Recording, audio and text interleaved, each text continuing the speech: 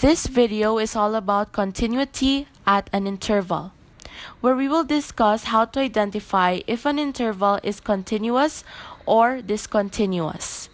But before we begin, be sure to know the following topics: piecewise functions, what they are, what they look like, how to graph lines and parabolas, and how to graph rational functions. Now let's proceed. What does it mean for a function to be continuous at an interval? A function is said to be continuous on an interval from a to b if it is continuous on the right of a, on the left of b, and on each point of the interval. Here's an easy way to tell if an interval is continuous.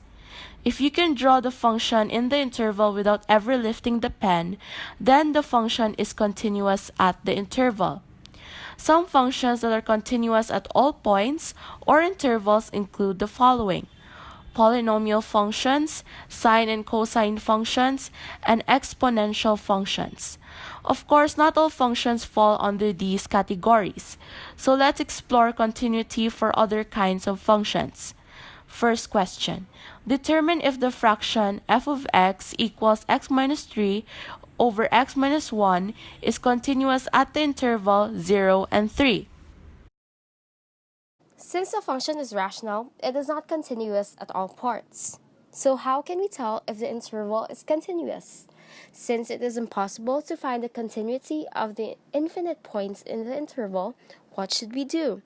It's simple. Graph the function and observe if the graph can be drawn in one stroke. Let's review on graphing the rational function. First, we need to find the asymptotes. To find the vertical asymptotes, we equate the denominator to 0, so x minus 1 equals 0. We then transpose negative 1 to the right to get x equals 1. Therefore, this function has a vertical asymptote at x equals 1. How about the horizontal asymptotes? To find it, we solve x in terms of y. In other words, we put x where the y is. To go through the steps quickly, we multiplied both sides by the denominator. Then we distributed y to x minus 1. We then transposed the x to be on the same side as the xy and moved negative y out to the other side. We then factored out x to get x quantity y minus 1 and divide both sides by y minus 1 to isolate x. Once we finish that, we equate the denominator y minus 1 to 0, resulting in a horizontal asymptote in y minus 1. Now that we know where the asymptotes are, we can graph the function. Since we know the behavior of the graph is to go closer to the asymptotes without touching them, by plotting 2 points on each side, we can then estimate what the graph looks like. So it'll look like this, going closer, but not quite touching the asymptotes. So let's observe the interval from 0 to 3. As you can see, you can't draw it in one stroke because of that vertical asymptote in x equals 1, creating an infinite discontinuity. Therefore, the interval 0 to 3 is not continuous.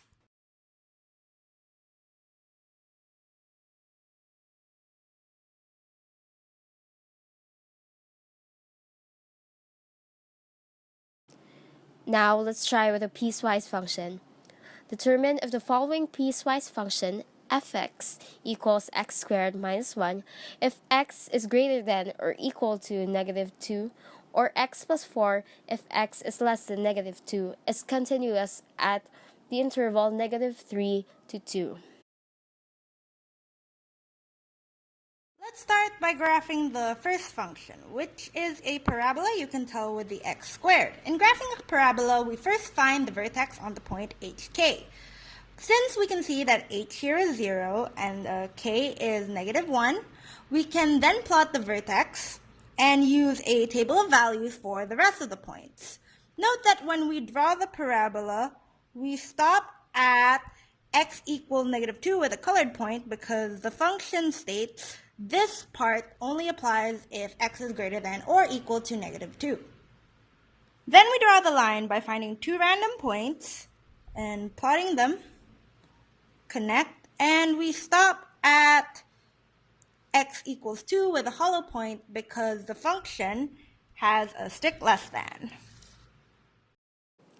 As you can see, there is a jump discontinuity at x equals -2, making the interval discontinuous.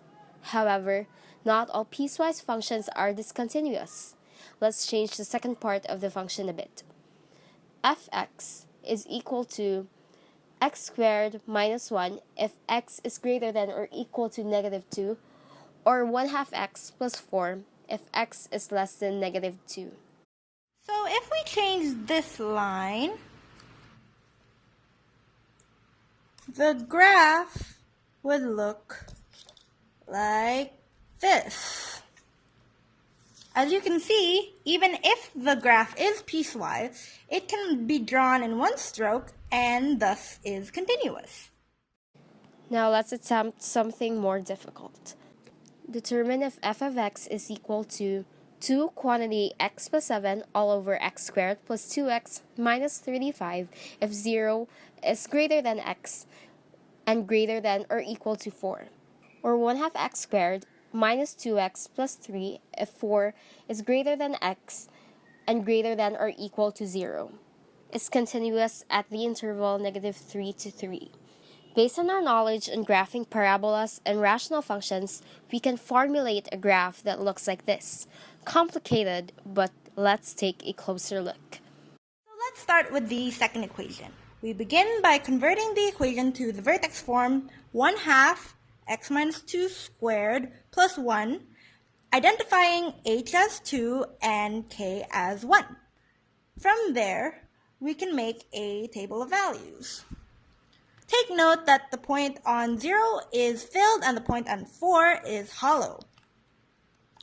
Now we move on to the rational function. If we factor the denominator to x plus 7 and x minus 5, we can then simplify the equation to 2 over x minus 5.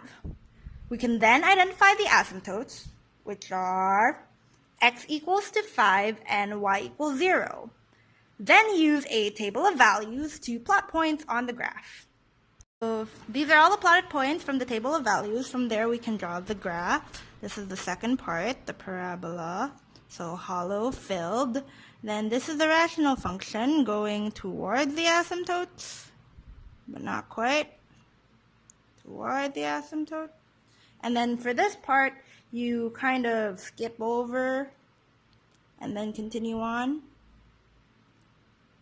So note that while there are many discontinuities in this function, such as the infinite discontinuity in x equals 5, and the jump discontinuity in x equals 4, we are not focusing on these because they are outside the interval -3 to 3. The only one relevant to the interval is the jump discontinuity located in x equals 0, which is the only place where this interval is discontinuous.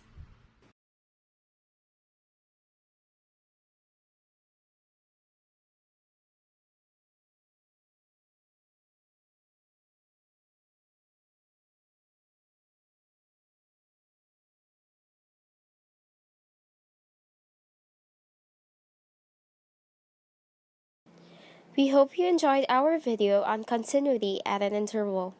Thank you for watching and have a good day!